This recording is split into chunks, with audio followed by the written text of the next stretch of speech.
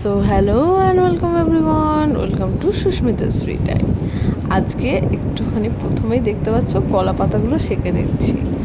আর কলা পাতাগুলো সেঁকে নেওয়ার কারণ হচ্ছে ভেটকি মাছ এনেছে, মানে ফিলে নয়, তো সেই দিয়েই একদম পাতুরি হবে, মাছের পাতুরি।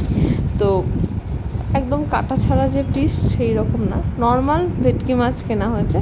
তো ইচ্ছা হলো যে একটুখানি নর্মাল ভেটকি মাছ দিয়ে পাতুরি বানিয়ে খেলে কেমন লাগে, তো সেইভাবেই এখন তো পাতাগুলোকে সেঁকে নেওয়াটা দরকার, নাহলে ভাজ করতে গেলে কিন্তু একদম পট করে ফেটে যাবে। তো সেই কারণে একটু সেঁকে নিয়েছি। এবার ভালো করে পাতাটার মধ্যে একটু তেল দিয়ে দিচ্ছি। তেল দেওয়া এবার কমপ্লিট।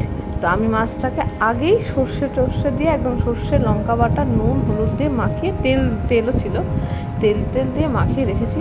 তো আমি একটা এরকম পিস নিয়ে নিলাম।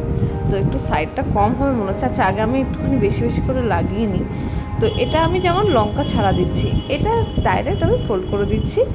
এখানে আর একটা পাতা নিয়ে নিতে হলো সাইড দিয়ে, যাতে দিতে সুবিধা হয়। এবার ফোল্ড করে দড়ি বেঁধে দেওয়া কাজ।